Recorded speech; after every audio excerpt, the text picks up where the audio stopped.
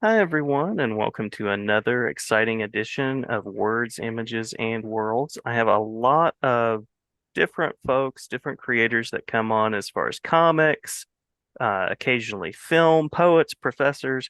Always delighted when someone comes on who writes in the space of young adult literature and what I would also call it's also for adults, right? I think I'm right in that.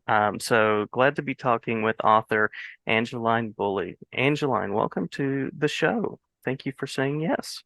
Yes, thank you, Jason. It's a pleasure to be here talking with you. It's great to be talking with you. I'll mention two titles here at the beginning, and of course we can talk about other inspirations and work to come. But Firekeeper's Daughter is probably one of the books that people know you best for, as well as Warrior Girl Unearthed. Yes, those are my books. Those are those are wonderful books, and glad that you've shared them out into the world. Glad to share them with young readers, and as I mentioned, older readers as well. I really resist that sort of like you have to be this old to read this book sort of thing. But yeah, I appreciate your work a great deal. Thank you. I really love that upper young adult to and adult crossover space. Uh, Hmm.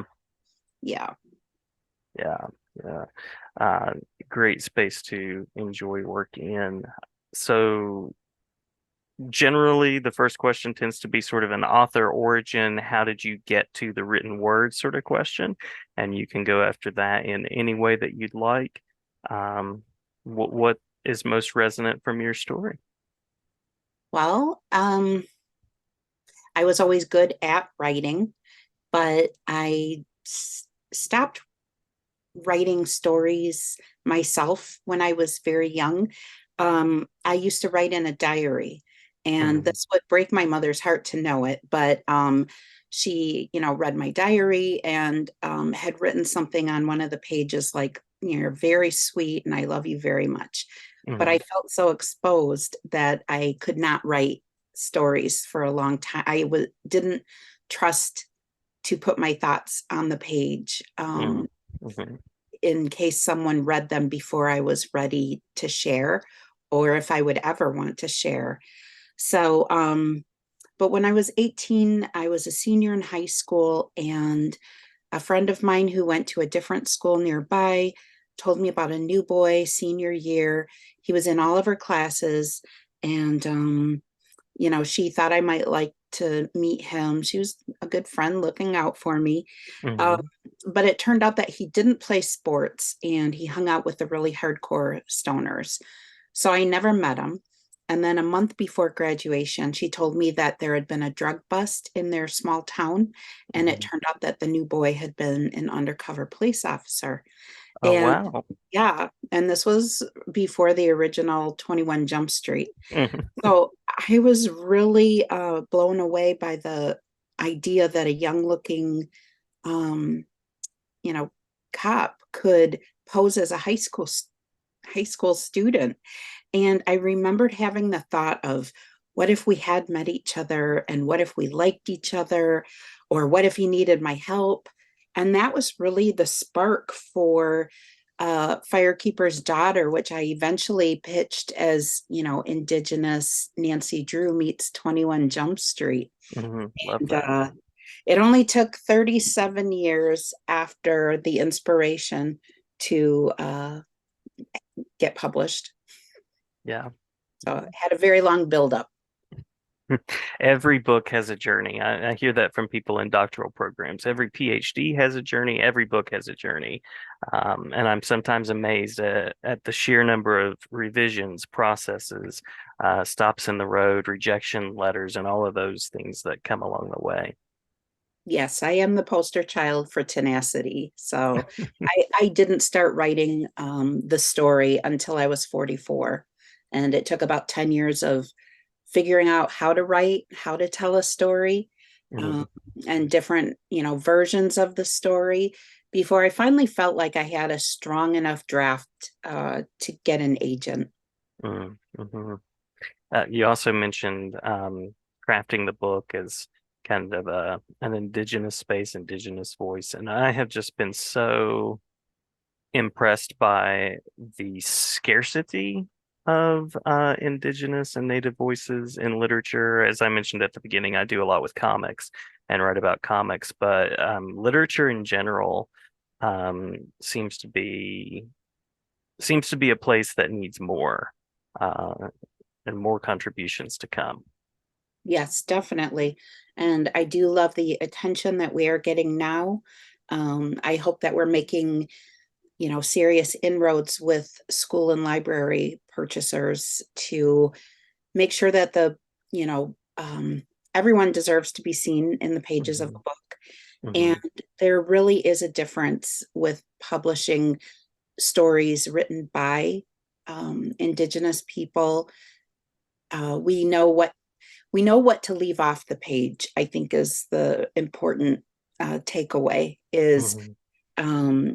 I think that when someone from outside of my community who would might try to tell this indigenous Nancy Drew story, I feel like they would only scratch the surface. They would miss a lot of the nuance and perspective um, that I really worked hard to make sure that it wasn't my just the trauma in our community that was highlighted in the story, Hmm. but our resilience and joy and humor and connectedness.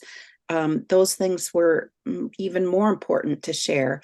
Um, and so I think that's the value of publishing own voices when it comes to you know a, a community that hasn't had stories Hmm. centered in the communities before. Yeah, absolutely. And what you said there about not or about knowing what to leave off the page, I think that just speaks so clearly and so well to the power of authentic voices and speaking from experiences that you can relate to, and then readers can either then relate to those experiences or learn from them and sort of peer into them. Yes. So I had this mantra while I was, the 10 years of working on the book, and it was I write to preserve my culture and I edit to protect it. And Mm-hmm. that really was, I knew that I needed to be protective of Indigenous knowledge and not just give it all away. I had to be very careful in what I chose to reveal and what I left off that page. And that's not to say that I or any other Indigenous author will always get it right. Um, but it means we are more likely to be considering, uh, you know, that responsibility. Hmm. I'm answerable to my community, and so if I included something that shouldn't be in there, I would hear about it from my cousins, and that's also something that someone writing from outside of my community, someone who doesn't isn't a part of my community and is there just to mine stories. That's something they don't have to answer to cousins and aunties and um, you know, Yeah, yeah. The family connections and the living within the story too. I love that. right. Yeah. I was going to ask you craft wise too, because both of these books, Firekeeper's Daughter, Woman Girl, or sorry, Warrior Girl Unearthed, um, both really hew so closely to a character and this central voice that's carrying us through. So just curious about your method or your way of going about capturing that voice and sharing it and staying true to it. Yeah, I love answering questions about craft. Um, Originally, I was writing, Firekeeper's Daughter in third person point of view, past tense.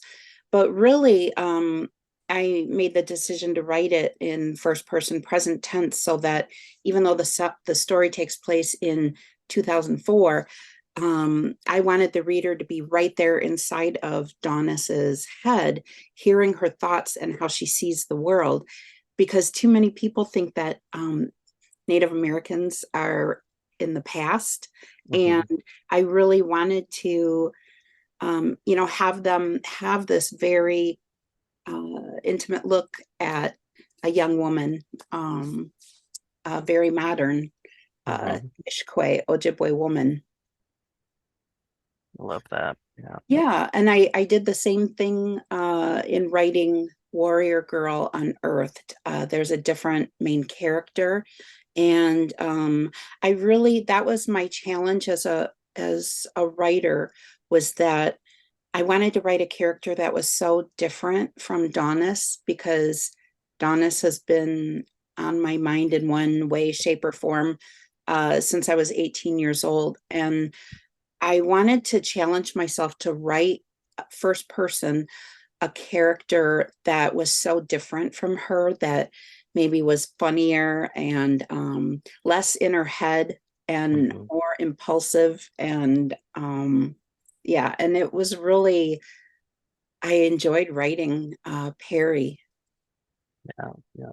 And the first person choice just lines up so well with that idea of connecting with story, connecting with experience, and not doing it from an outsider's viewpoint. So I love that it's woven into the book in that way too. Right. And for my third book, I want to do more. I want to do multiple narrators. That's going to be my challenge for my third book is to try, multiple narrator. And I wouldn't have really thought about it except the Barnes and Noble and Indigo special edition of Warrior Girl. They requested a bonus chapter written by a secondary character in the book.